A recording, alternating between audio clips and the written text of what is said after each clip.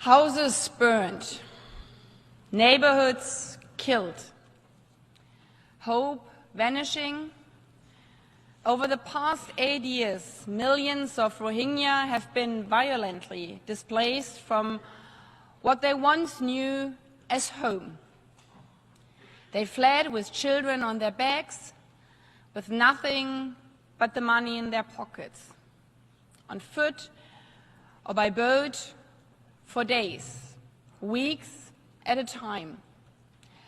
Many have been living in refugee camps since the start of the crisis, with boys and girls spending their whole childhood in tattered tents, clinging to even the smallest fragment of hope for a better future. Excellencies, dear representatives of the Rohingya community here with us today, over 5 million Rohingya men, women and children share some version of this story, whether as refugees in neighboring countries or internally displaced within Myanmar. 5 million. And the deteriorating political, humanitarian and human rights situation in Myanmar is fueling more displacement. Armed conflict, violence against civilians, and targeted persecution of Rohingya people is increasing. Rohingya Muslims remain largely segregated and discriminated against with respect to enjoying their human rights and fundamental freedoms in Myanmar. Such situations have restricted the Rohingyas' freedom of movement, including their status of their identity and nationality.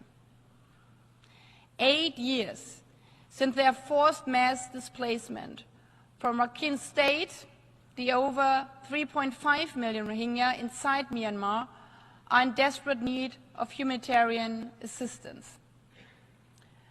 And continued violence has forced more Rohingya Muslims to flee, including to Bangladesh, which is already hosting over 1.1 million refugees from Myanmar. This generous nation has opened its doors to those who need it most, but it cannot shoulder this burden indefinitely. The situation in Cox's Bazar, the world's largest refugee camp, is dire. Humanitarian assistance remains inadequate. Refugees often receive only 1 meal per day. Health services are extremely reduced. Even access to water is scarce. As one young refugee shared, if water is life, then life here is on hold because it doesn't flow where it should. In 2024, insufficient funding left more than 800,000 children without education, increasing girls' risk of child marriage, child labor, and sexual exploitation. As schools remain shuttered and assistance is merely a trickle, families are left to resort to desperate measures. As one Rohingya mother shared about her recently married 16-year-old daughter, "I was afraid. Marriage was the only option. I just pray her husband lets her study." Even against this stark context, the humanitarian needs and response plan for Myanmar in 2025 is only 12% funded. As of September, with $140 million received out of the required $1.14 billion. Drastic cuts in international funding means essential services, from education to food to healthcare, are being cut when they are needed most. An estimated 1.1 million survivors of gender-based violence were left without critical support. This should put us to shame. This desperation is entirely preventable. As the Secretary General stated during his recent visit to Cox's Bazar, is ground zero for the impact of budget cuts.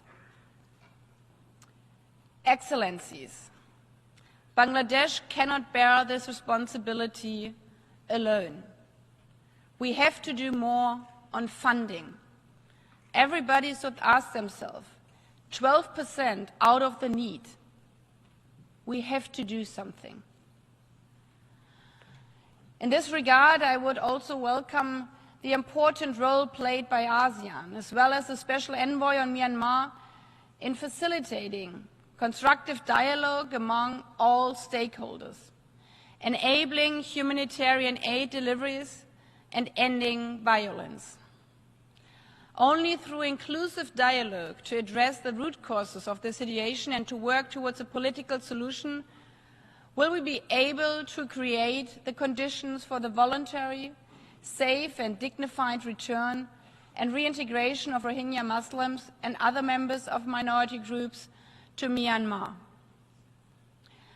But as we will hear later today, unfortunately, we are quite far away from this goal, as the situation on the ground remains challenging. And therefore, we cannot close our eyes to the situation at Cox's Bazar and the need for humanitarian assistance, the need of bringing 800,000 children back to school. While I wish to reiterate and stress the urgent need for strengthened international solidarity and increased support, that must be in parallel to efforts towards a comprehensive political solution that meaningfully includes the Rohingya and addresses their displacement and the root causes of the protracted crisis.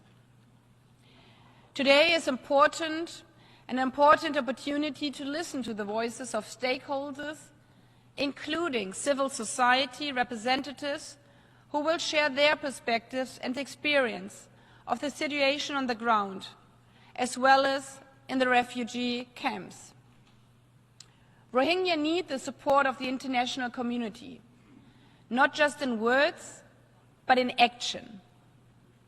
In this regard today, I call on Member States to advance 4 key priorities: to facilitate safe, unhindered and full access to humanitarian aid and assistance to all Rohingya and all minorities, to support sustained international engagement in Myanmar, including efforts led by the region and the Special Envoy on Myanmar, to ensure adequate, predictable and sustained financing for humanitarian aid to meet the needs and demands on the ground, and to discuss the how to move forward with concrete steps, create a conducive environment for the voluntary, safe, sustainable and dignified return of Rohingya Muslims and other members of minority groups to Myanmar, and reintegrate them into a place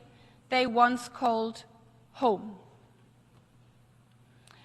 Ladies and gentlemen, Rohingya men, women and children have not chosen to live in a refugee camp. What they desire more than anything is to return to their homes, their neighborhoods, their schools, their lives. To live in peace and dignity, like all of us. As I said in my opening of the 80th General Debate, this hall was not built for the easy times, but it was built to come together to confront the hardest topics. So today, we face again a choice: to continue business as usual with lofty promises and commitments, or to act with the urgency this crisis demands.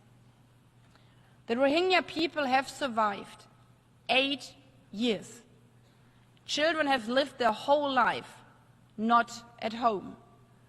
They survived 8 years of hardship, displacement and uncertainty. Their resilience is extraordinary. Our response must match it. I thank you.